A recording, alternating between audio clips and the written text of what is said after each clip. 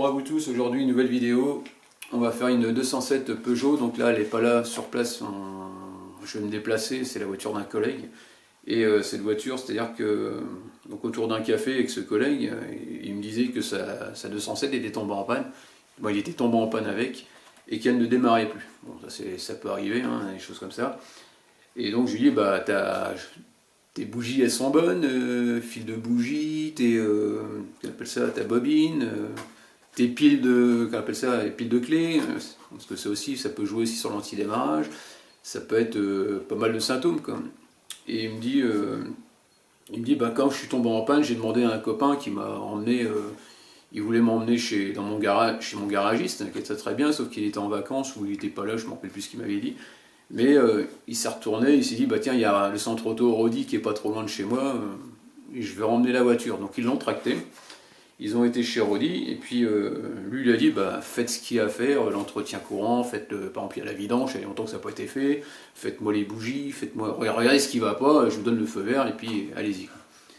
Donc la voiture elle reste, donc ils commencent par changer les bougies, et ils essaient de la démarrer, la voiture ne démarre pas. Bon ça c'est, donc a priori c'est pas un problème de, il y a des problèmes de bougies, mais il faut regarder ailleurs. Et d'après eux, les bobines sont bonnes. Donc là-dessus, c'est des bobines crayon, si je dis pas de bêtises. Et donc forcément, quand c'est des bobines jumeaux statiques, si tu as, comment dire, des valeurs en ohm qui sont différentes entre le primaire et le secondaire, ta bobine elle est morte. Mais là, c'est des bobines crayon, c'est une par cylindre. Donc ce serait plus un raté d'allumage, on va dire, si la bobine, une des bobines crayon était morte. Et normalement, c'est censé te le mettre aussi à la valise. Donc voilà pour ça. Et donc il se passe pas loin de 10 jours avant qu'il passe la valise pour essayer de voir qu'est-ce qui va pas, quoi. Ça a été plus judicieux de la passer avant et de chercher. Et donc au bout de 10 jours, ils s'aperçoivent, ils voient ils ont vu du moins qu'il y avait un problème de déphasage, c'est-à-dire au niveau du capteur. Ça mettait, donc c'est un état permanent, c'est le défaut. Moi c'est ce que ça me sort à la valise. Hein. C'est leur est sorti à peu près la même chose. Cohérence de défaut, de déphasage de l'arbre à cam, échappement. Donc ils ont changé apparemment le capteur arbre à cam, d'après ce que j'ai fait comprendre. Et il s'avère que c'est toujours pareil. Et ils avaient marqué dans le devis contrôler le capteur PMH, donc le contrôle. Donc je lui dis bah le problème c'est que comme c'est un truc permanent, capteur PMH, bah, s'il est mort, bah, on ne saura pas comment faire. Et j'ai tombé sur une vidéo qui est assez intéressante pour pouvoir le contrôler. Mais bon, je ne sais pas ce qu'il faut, est-ce que lui il fait ça avec une résistance? Je ne suis pas enquiquiné, j'ai racheté un capteur PMH, au moins on sait qu'il sera bon. Et donc voilà pour ça. Donc ça ressemble à ça. Donc ça c'est un capteur à effet Hall. Donc je vais te passer la vidéo qu'il a... Le gars c'est Enjoy Will, je crois qu'il fait ça, un youtubeur, et je vais te montrer justement comment contrôler celui-là. Et donc voilà. Donc les références, les références sont comme ça, voilà. Sur ce modèle-là, 1,4 litre de 2008, c'est ça. Donc on verra ça tout à l'heure, on va se déplacer. Et donc ce qui m'a un petit peu énervé chez Rodi, c'est que ils ont fait pas mal de boulettes, on va dire. C'est-à-dire qu'au bout de... Donc ça a duré quasiment 15 jours. Donc j'étais avec lui chez Rodi, ça lui a coûté 195 € qu'il a payé. Alors je sais pas qu'est-ce qu'il a payé exactement, je crois que c'est les bougies. Mais je crois que c'est tout. Je pense pas, peut-être un passage valise à l'arrière. Je crois que c'était à 44 €, un truc comme ça. Et puis en plus de ça, voici ce qui est. Donc il me dit bah... Je vais voir pour me la faire remorquer par mon collègue pour qu'on aille la chercher et qu'il me la ramène chez moi. Quoi. Et donc ça c'était le samedi il n'a pas pu y aller. Et puis moi le lundi je faisais rien, je lui ai dit bah, si tu veux, après le boulot, je peux t'emmener, on va la tracter et puis je te la ramène chez toi. Et donc c'est ce qu'on fait. Et il me dit la voiture elle est sur le parking, donc on va sur le parking et puis je vois, il y a un truc qui m'interpelle, c'est que je vois sa vitre qui est carrément bâchée par un sac poubelle. Et je sais, bah, qu'est-ce qu'elle est cassée ta vitre? Il me fait non, non, non. Chez Peugeot, tu as la batterie, quand elle est un peu faible, ça se met en veille. Et donc, quand ça se met en veille, ce qui se passe, c'est que bah, tu peux plus remonter électriquement. C'est vraiment économie. Et donc, ils ont mis un truc comme ça. Et moi j'avais ramené donc mon booster de voiture que j'avais mis dans la Mercedes et j'ai dit bah tiens, je vais brancher, ouvre le capot, je vais mettre à faire un apport de tension sur ta batterie, comme ça j'ai juste à remonter la vitre, et c'est ce que j'ai fait quoi. Et eux ils ont foutu, tu verras tout à l'heure l'état de la voiture, ils ont mis de la espèce de gros scotch épais, large comme ça, blanc, je sais plus comment on appelait ça, et puis il y a de la colle partout sur la carrosserie. Donc déjà il y a ça. Pas capable de remonter une vitre. Enfin bref. Et si avec ça, quand j'ai ouvert le capot, bah tu verras, il y avait tout qui était démonté. Tu avais la boîte à air, tu voyais le filtre à air qui dépassait. Tu avais une bougie, ils ont changé une vieille bougie qui était en train de traîner, je sais plus, sur le radiateur, qui était posée. Le cache Peugeot qui est démonté sur le dessus du moteur. Pareil, tout ce qui était durite, qui partait de la boîte à air jusqu'à la calandre, démonté et rien remonté. Voilà, ça c'est du travail de Rodi, j'applaudis. Donc c'est Rodi Molette, hein, dans le 78 à côté de Houdan. Donc ça franchement c'est pas cool. Même si tu te prends la gueule avec le client, tu lui remontes comme sa voiture, c'est la moindre des choses. Je sais pas, c'est un... Bon, enfin bref, c'est fait, donc on a remonté la voiture. Non, on l'a remonté, je l'ai tracté jusqu'à chez lui, et donc on ira tout à l'heure pour essayer de changer ce capteur PMH, refaire un essai, passer une valise, voir si ça marche. Et si ça marche pas, bon, on essaiera de chercher la panne ailleurs, quoi, tout simplement. Allez, c'est parti, je te dis à tout à l'heure. Donc coucou, me revoilà. Donc voilà le scotch, comme je te disais, ils avaient mis le plastique tout autour de la vitre. Et donc maintenant, bah tu vois, sur la carrosserie, c'est génial. Pour virer, ça va être super. Et puis on a retrouvé le moteur comme ça. Donc tout démonté. Il n'y a rien qui tient. Il manque tout le dessus. Il manque d'ailleurs c'est derrière qu'on appelle ça la pièce supérieure de la boîte à air, ainsi que le collecteur qui va jusqu'ici, tout simplement. Donc on va remonter ça après. Donc là on va chercher où se trouve le capteur PMH. Normalement un capteur PMH il se trouve en général à ce niveau-là, sur le dessus de la boîte. Donc là je démonte la roue et je vais regarder dessous, autour du volant moteur carrément. Parce que je pense que c'est de l'autre côté. Le plus dur c'est de trouver la pièce après. Après ça tient juste par une vis. Et ça devrait le faire. Aujourd'hui pour démonter la roue ça prend un peu plus de temps, il n'y a pas de pétard, pas de compresseur, il n'y a rien. Tout est en manuel.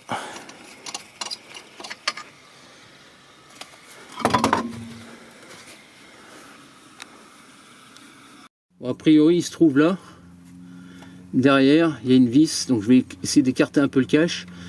Je sais pas si tu vois, il y a une espèce de cache qui est sur le côté droit et on voit la gaine qui passe dedans et on peut percevoir la vis au fond. Donc là j'essaye de desserrer moi je l'ai desserré. On va essayer de retirer le capteur. C'est du T25.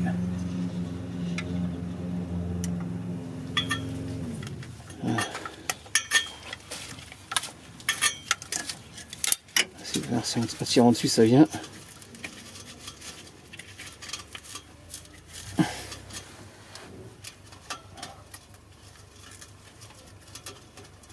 Ça vient presque. Ah, c'est pas évident.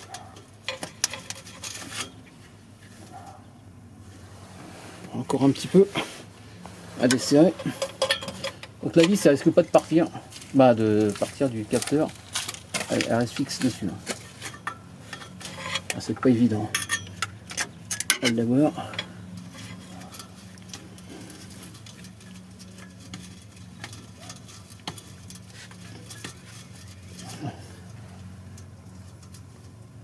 Non, toujours pas.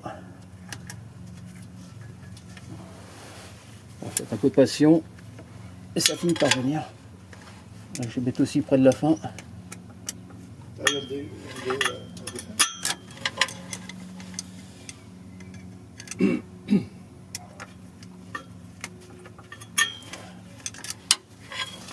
Donc, tu vas essayer de tirer dessus, voir si ça vient.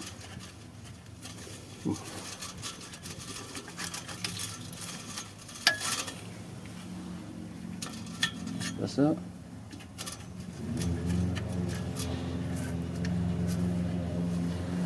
Oh là là là là, galère, galère. Ah. Ah, je crois que c'est bon, j'ai l'impression qu'il vient. Voilà. Lève là. Donc là on va le débrancher. En tout cas ça ressemble à ce que j'ai acheté. Ouais, donc il y a une gosse. Ouais. Et caché.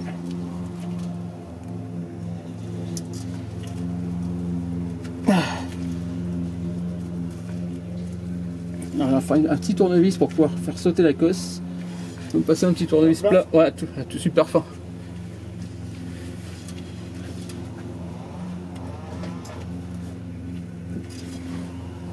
Merci. Donc là on va faire un petit peu levier. Voilà. Et ça y est, voilà la pièce. Bon, c'est exactement la même que j'ai achetée.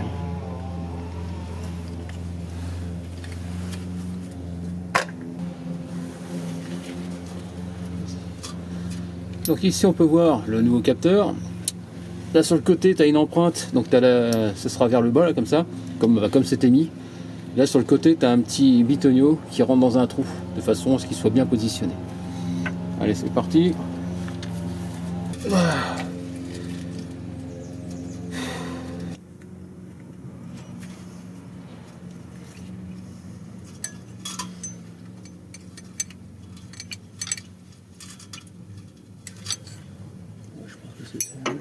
Je pense que ça se destiner.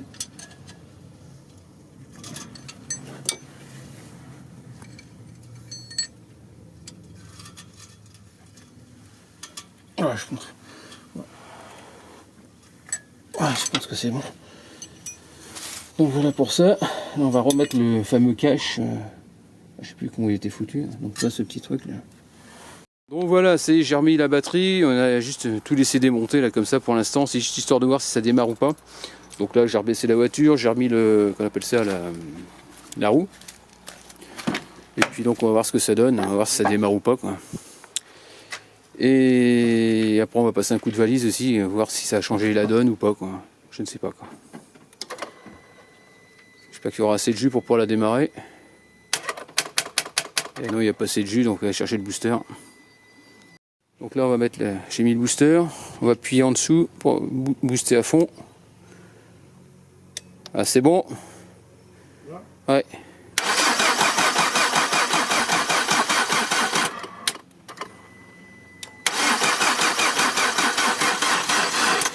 Oh là, batterie faible. Faible de chez faible. Attends. Attends, j'ai assez de...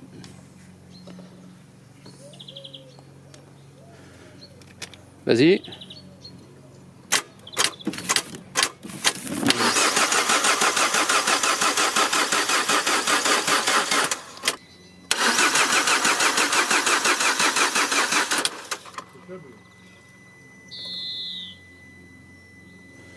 Ouais, j'ai ramené des câbles. On va essayer de faire autrement. Attends, ce que je vais faire, je vais passer un coup de valise. Il y a peut-être un verrouillage qui s'est fait. Qui est encore. Ouais.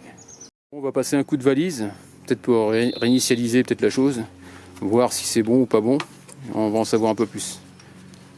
On va passer la valise, c'est une CR Pro d'Icarsoft. Donc on va valider. On va aller chercher Peugeot.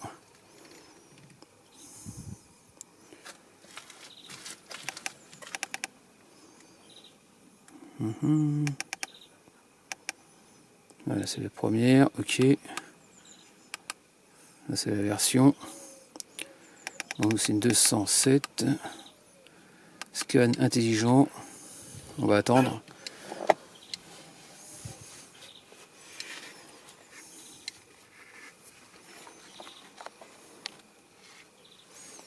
Bon, ça va aller assez vite. On va voir si le fameux voyant, pas voyant mais défaut, réapparaît toujours malgré le changement du capteur PMH.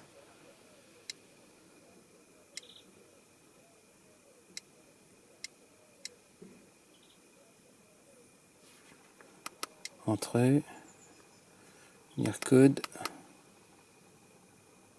état permanent, toujours pareil. On a toujours le même défaut. Ensuite, si je vais sur un signal du capteur d'oxygène en amont court-circuit vers le positif. Intermittent, circuit ouvert du défaut de signal du courant du capteur d'oxygène en amont. Capteur de cliquetis vers le positif. Capteur de cliquetis. Pas de valeur non valide, c'est quoi ça? C'est le capteur de référence du cylindre entrée. Capteur de référence d'échappement. Circuit ouvert, défaut de contrôle d'électrovanne de distribution d'échappement variable. Il y a plein de défauts. Waouh, c'est quoi ce truc là? On va essayer d'effacer déjà. Qu'est-ce qu'on peut effacer déjà? Tout ce qui est historique. Échec, normal. Est-ce que ça m'a effacé quelques-uns? Donc celui-là il est toujours.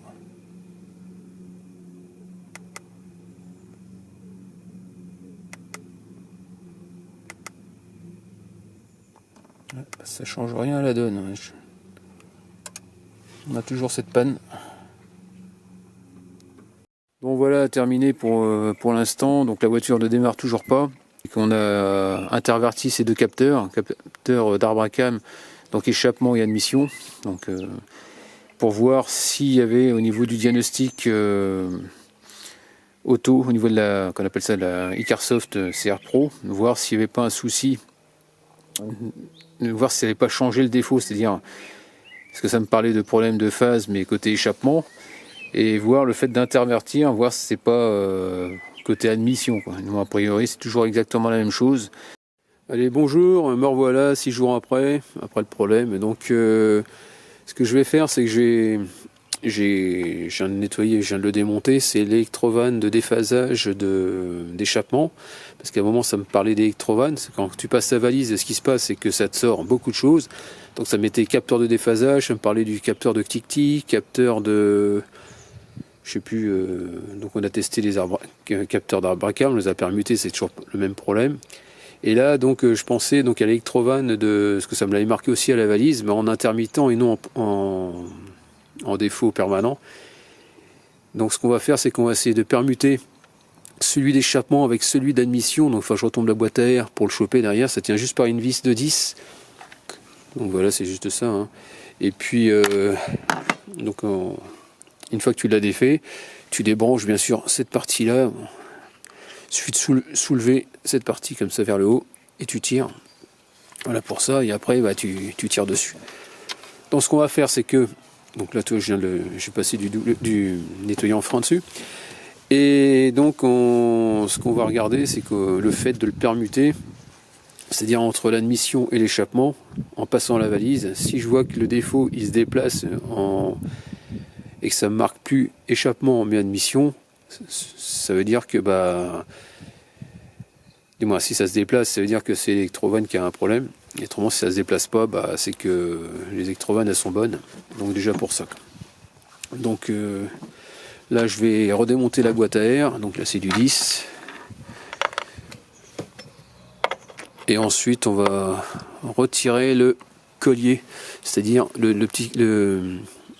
on a une espèce de durite sur le côté qu'on va enlever. Il faudra enlever le collier et puis ça va le faire.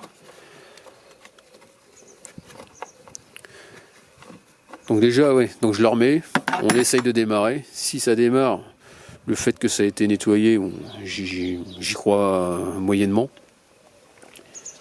Et puis voilà, on va essayer, mais pour moi ça va rien changer. On verra ça après. Ici, là, on a une vis sur le côté. C'est pour défaire le collier, pour pouvoir retirer cet embout qu'on appelle ça de tuyau, qui va se relier à ta boîte à air. Donc ça y est, tu vois, tu desserres juste le petit collier et tu tires et ça vient. Ensuite, on va débrancher le... Ah, le problème, c'est qu'on voit pas clair. Toi, l'idéal, je pense que pour mieux voir où se trouve la vis. En plus, j'ai ça qui passe devant. Je sais pas comment je vais faire. On va voir ça. Donc ici, tu as ma clé à pipe de 10 qui est là. Elle est juste sur le dessus, juste en dessous celui-là. Juste en dessous là, tu as une vis de 10. Bien sûr, tu débranches exactement la même chose au niveau de l'électrovanne. Tu vois la prise. Et ça, pareil, pour le dégager, pour avoir plus de place, c'est de le décaler un peu. Tu soulèves un petit peu de chaque côté et tu pousses. Donc voilà, donc on peut voir que c'est pas les mêmes. C'est pas les mêmes électrovannes. Entre l'admission et l'échappement, je pensais que c'était les mêmes. A priori non, donc l'admission c'est celui de gauche et l'échappement c'est celui de droite.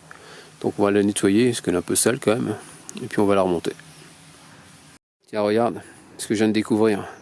Sur celle d'admission, c'est une espèce de crépine que tu as tout autour. Et regarde, celui-là il est complètement bouché, t'as vu? Attends, je vais te montrer. On va passer un coup et tu vas voir la différence. C'est peut-être pour ça que ça déconne. Ah ah. Et on va regarder ça. Donc voilà, regarde ce que je viens de découvrir ici. On voit que tout est colmaté, nettoyé en frein. Regarde.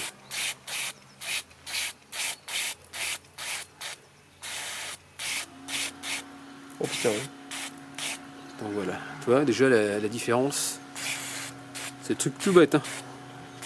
Si c'est colmaté, c'est peut-être pour ça que tu as... Attends, déjà si c'est ça, déjà un bon petit nettoyage des deux côtés. Enfin, ça peut pas faire de mal de toute façon. Ouais. Moi, je suis content de l'avoir enlevé celle-là.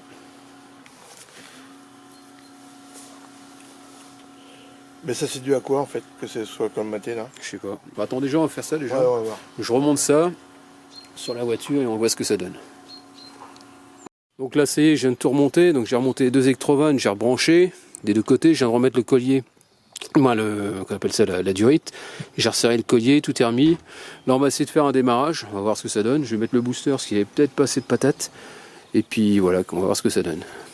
Bon, déjà, ça devrait être que du mieux déjà. Parce que ça devait pas être colmaté au niveau de la petite crépine. Bon, ouais, voilà, ça y est, on a essayé de redémarrer. Ça n'a rien donné du tout. Donc, c'est logique. J'ai passé la valise. Donc, alors déjà, ça, au niveau de l'électrovanne, de déphasage, admission, donc on a pu voir déjà que c'était très très sale, colmaté, et donc ça a priori ce serait dû, d'après ce qu'il m'a dit Thierry, sa voiture, il y a un garagiste qui l'avait regardé, il lui a dit il y a a priori un problème à l'admission, parce qu'il avait des ratés, pas des ratés, mais une perte de puissance par moment, et le sketch ça durait à peu près 2 ans. Et donc voilà, donc déjà moi j'ai trouvé déjà que c'était sale, donc j'ai pu la nettoyer, donc si ça t'arrive, tu peux déjà le faire aussi également. Ce qu'on peut voir, c'est que c'est pas les mêmes électrovannes. Je pensais que c'était comme les capteurs d'Arbacam, on pouvait les intervertir. Ça se ressemble, mais c'est pas les mêmes. Donc voilà. Donc maintenant, a priori, d'après ce que je pense depuis un petit moment, je pense que le problème vient de la distribution, de la chaîne de distribution qui s'est détendue. Donc voilà, ce qui se passe, c'est que moi, je vais pas le faire. Et l'idéal pour voir si c'est détendu, c'est de pouvoir piger le vilebrequin et piger l'arbre à cam. Et le fait donc t'enlèves le cache-culbuteur, je vais te montrer sur une vidéo que j'ai déjà vue, où c'est démonté, où tu pourras voir quand la chaîne est détendue, pas détendue, et voir ce que ça peut faire, les dégâts. Enfin moi j'ai essayé de te montrer pas mal de choses. Et qu'est-ce que je voulais dire là-dessus, c'est que donc là, si ton véhicule ne démarre pas, donc la première chose qu'il faut faire, c'est, avant de passer la valise, tu regardes déjà ta tension. Donc il faut qu'il y ait au moins 12 volts et des bananes, sinon tu auras du mal à démarrer. Si elle ne démarre pas également, ça peut être aussi tes bougies. Donc les bougies, elles ont été changées par Rodi. Donc ça, on peut éliminer déjà cette chose-là. Donc sur cette voiture-là, c'est pas comme sur une Twingo où tu as des fils de bougies qui viennent se brancher dessus. Là, c'est des manchons qui... Toi, si je fais ça, toi, tu tires dessus. C'est juste un manchon. Voilà, comme ça, où tu te retrouves ta bougie. Donc, tu n'as pas de fil dessus. Donc, on appelle ça des bobines crayons. Et donc, quand tu as des fils, par exemple, des fils de bougie à la place de ça, ce que tu peux faire, c'est vérifier la continuité des fils, voir s'ils sont pas coupés. Et après, au niveau de quand tu as des bobines jumostatiques où c'est des rampes par 4, où c'est comme sur Twingo un petit cube avec tous les fils qui arrivent dessus. Tu peux voir ma vidéo, c'est sur contrôle d'une bobine. Et là, tu peux contrôler la partie primaire. Alors, si la partie primaire entre les 4 cylindres, tu vois qu'il y a des différences en ohms, c'est que c'est mort. Et côté secondaire, c'est pareil, c'est mort aussi également. Mais là, si c'était un problème de bobine, parce qu'un problème de bobine, en général, ça commence par te faire des ratés. La voiture à saccade quand tu accélères. C'est ce qui peut se passer par la suite, où tu as t'avances plus, ça se met à déconner. Et voir par la suite, tu démarres plus du tout. Donc voilà. Donc là, ce serait la faute à pas de bol d'avoir les 4 bobines crayons qui soient au tas. Donc ça, c'est... Donc de ce côté-là, je me dis que... Et d'après Rodi, c'est bon. Bon, logiquement, d'après ce que j'ai pu voir, ce serait bon. Et puis je pense qu'au niveau de la valise, ça m'aurait sorti un défaut à ce niveau-là. Ensuite, ça peut être aussi un capteur de PMH qui peut être au tas. Là, en cas de doute, on l'a changé, on a éliminé carrément le problème. Donc le problème persiste, donc ça ne vient pas là. Donc on a passé la valise, comme tu as pu voir, ça nous met des problèmes de déphasage. Et donc voilà, donc ce qu'il y a, c'est que j'ai 9 défauts qui sont sortis au niveau de la valise. Et les 9 défauts, en gros, si tu as un problème récurrent, comme on a pu voir, c'est le premier défaut qui sort, c'est le A11, je sais plus combien, qui est sorti à la valise, mais tu peux avoir plein de défauts annexes, c'est-à-dire des problèmes intermittents comme le cliquetis, électrovan, déphasage, tu peux avoir pas mal de choses. Mais si tu as par exemple ta chaîne qui est complètement détendue, bah effectivement ça fait sortir tous les trucs, tous ces défauts-là. Donc voilà ce que je voulais dire là-dessus. Donc bah, maintenant qu'on a fait les bougies, les bobines elles sont bonnes, j'ai nettoyé les électrovannes. Donc on a pu voir que c'était sale. Ici on a permuté, on a vu que c'était toujours pareil, ça change rien. Bah maintenant il n'y a plus qu'à voir la tension de chaîne. Donc si tu veux, j'essaie de te mettre le lien pour acheter le coffret pour pouvoir piger ton moteur. Donc voilà, donc pour pouvoir caler la distribution pour la chaîne de Peugeot, donc on peut faire donc BMW, tu peux faire Peugeot, tu peux faire plein de choses comme les Mini a priori. Et donc ce coffret là, c'est pour ça que j'ai pas voulu vérifier, sur la vidéo, c'est-à-dire acheter le coffret pour caler. Pourquoi? Parce que ça vaut 50 €. Et sachant que je vais pas faire, c'est pas moi qui va la faire, ce serait dommage d'acheter un coffret juste pour faire un calage une seule fois et puis que ça me reste sur les bras, quoi. Donc autant l'emmener en garage, qu'il fasse carrément la vérification de vérifier le calage de la chaîne, quoi, tout simplement. Donc voilà, c'est ce type là qu'il te faudra pour vérifier le bon calage. Voilà, j'ai trouvé une autre vidéo, donc justement c'est pour la 207, j'ai une distribution qui est mal calée et détendue. Donc c'est vrai, c'est ce que je sais plus si je te l'ai dit dans la vidéo, où je parlais du pige de Villebrequin, et quand tu viens tourner, tu viens aligner pour tomber en face pige Villebrequin et pour mettre qu'on appelle ça ta pige arbre à cam si tu veux, et ce qui se passe c'est que si c'est détendu tu pourras pas le mettre. Et là j'ai trouvé l'exemple, regarde, c'est parti, on va bien voir. Donc là tu vois comment ça se détend, donc là il tourne et là tu vas voir, il va piger le vilebrequin et tu vas voir qu'à l'arbre à cam tu pourras pas le mettre. Voilà, donc ça c'est la pige vilebrequin qui est en forme de L comme je te disais tout à l'heure dans la vidéo. Et là, tu vois, t'as le plat, et là, t'as le plat, sauf qu'il est... tu vois, ça peut pas le faire. Donc, tu peux pas mettre on peut pas mettre, qu'on appelle ça, la pige, quoi. Bon, voilà pour ça. Comme ça, moi, t'auras vu pas mal de choses, quoi. Donc, voici le bruit d'une chaîne de distribution qui est détendue, donc à froid. Écoute le bruit. C'est sur le même moteur, hein.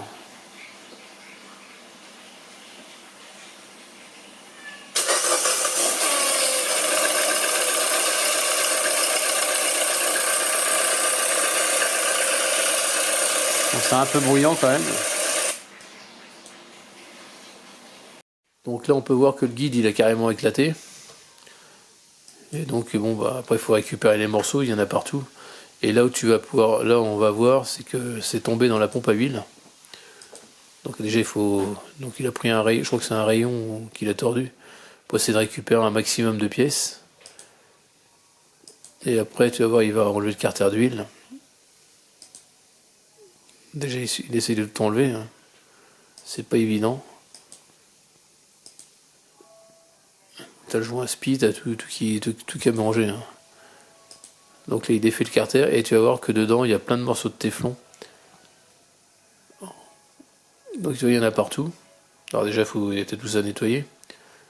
Et si avec ça, et le problème c'est que tu as des morceaux qui sont tombés dans la pompe à huile. À l'intérieur ici.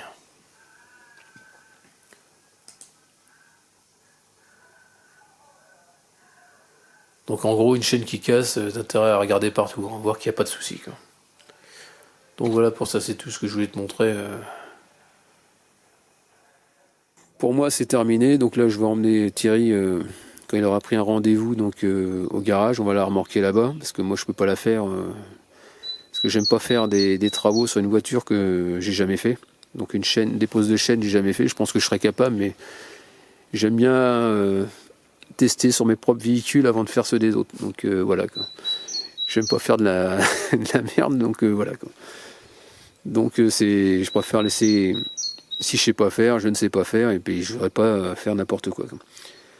Donc voilà pour ça, donc en espérant que cette petite vidéo t'ait plu, n'hésite pas à me laisser des commentaires avec des j'aime ou j'aime pas, comme d'habitude, pense à t'abonner, et puis je te dis à très bientôt. Allez, ciao.